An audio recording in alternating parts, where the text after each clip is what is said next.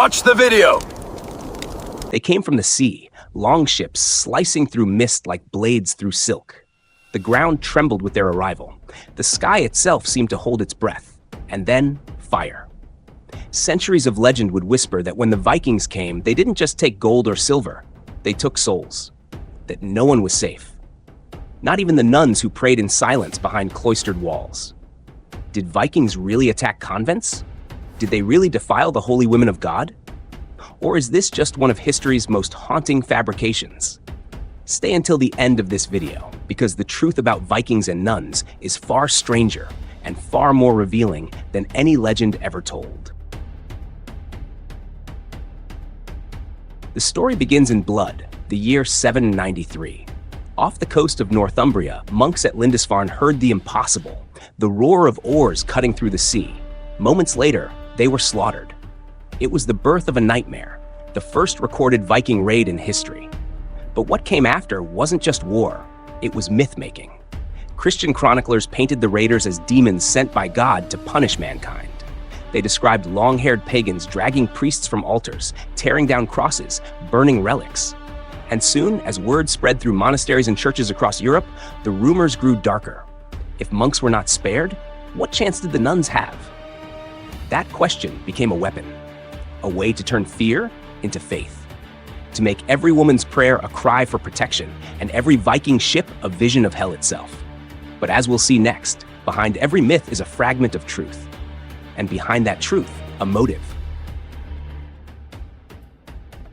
Across the British Isles, convents and abbeys dotted the landscape like beacons of peace. They were places of learning, devotion, and wealth. Gold chalices, illuminated manuscripts, jeweled reliquaries, all of it guarded by faith alone. But faith doesn't stop a sword. When the Vikings began their campaigns in England, Ireland, and northern France, these religious sites became easy prey. Yet, and here's the twist, almost every recorded raid speaks of monks, not nuns.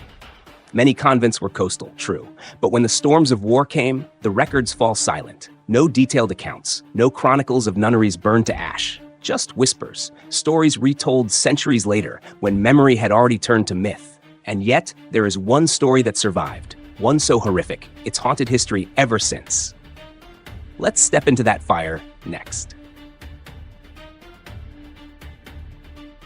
It begins on the cold coast of Berwickshire, sometime in the 870s. A Viking fleet lands near a convent led by Abbess Aby, a woman known for her piety and courage.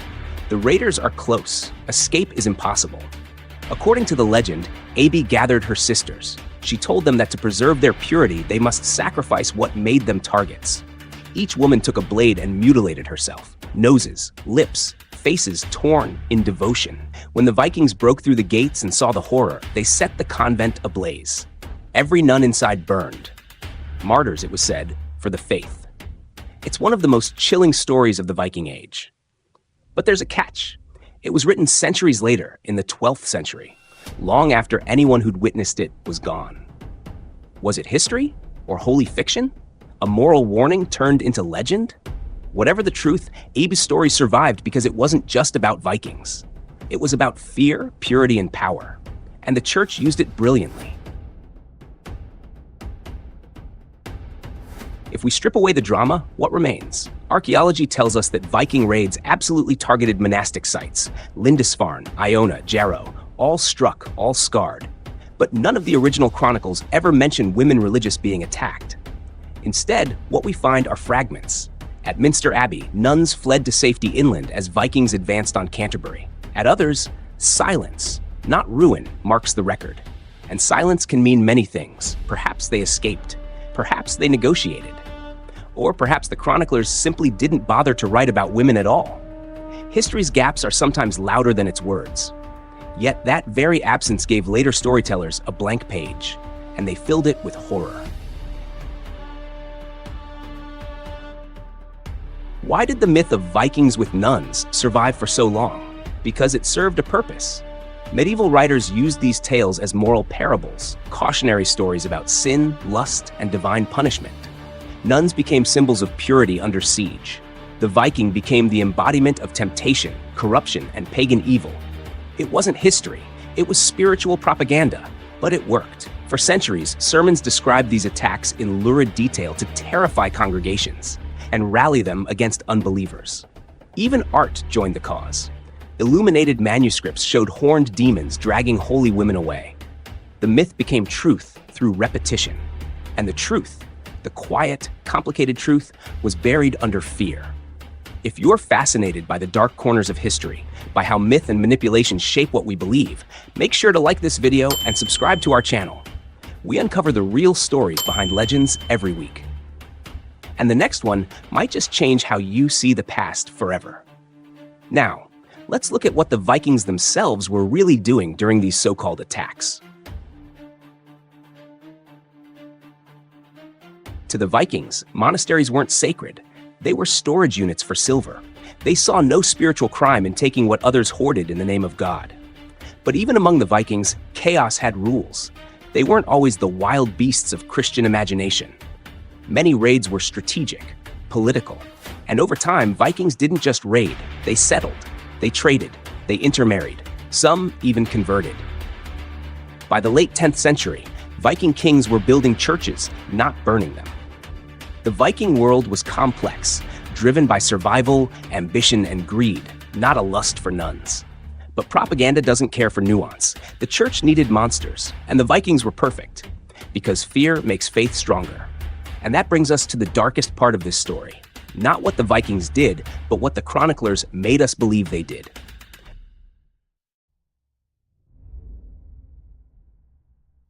In the Middle Ages, terror was theology. Every raid was a sermon. Every Viking longship was a test of faith. When writers described Vikings dragging nuns from convents, they weren't writing reports, they were writing warnings. Their goal wasn't accuracy, it was obedience. They needed believers to see the Vikings as the embodiment of chaos, so that only the church could offer safety. And it worked. For centuries, the image of a pagan defiling a nun became shorthand for the collapse of civilization. A moral apocalypse that justified crusades, conversions, and control. History became a weapon, and the truth, collateral damage. But what about the women themselves? The nuns who supposedly lived through these horrors? That's the story history almost erased completely.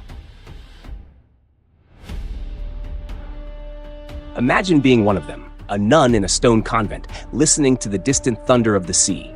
You hear rumors of ships of fire, of men who speak in tongues you don't understand. And you pray. When the raids begin, some flee, some hide relics, some simply vanish from record.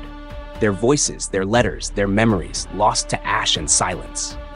And so the men wrote their story for them. The chroniclers, the monks, the priests, all turned these silent women into symbols. Not humans, but holy archetypes. The purity that must be threatened to make salvation seem real. And that's how history erases its victims. Not by denying they existed, but by turning them into metaphors. But the ruins of their convents still stand.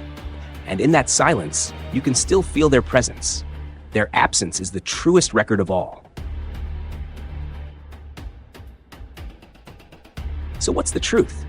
Yes, the Vikings raided churches. Yes, they terrified kingdoms. But no, the myth of marauding pagans ravaging nuns across Europe isn't supported by evidence. It was a story crafted by fear, amplified by faith, and repeated until it became gospel. The real horror wasn't what the Vikings did to nuns, it was what the storytellers did to history. They turned memory into manipulation, and in doing so, they made legends that outlived the truth. History's loudest echoes aren't always true. Sometimes they're the voices of the terrified, retold by the powerful. The Vikings didn't just invade Europe, they invaded imagination, and the nuns who prayed for deliverance became their eternal hostages, in myth. If you found this story as haunting as we did, like this video, subscribe and turn on the bell so you never miss the hidden side of history. And if you want to go deeper, click the video on your screen next. It's a story of betrayal, blood, and silence that history tried to bury. Trust me, you won't want to look away.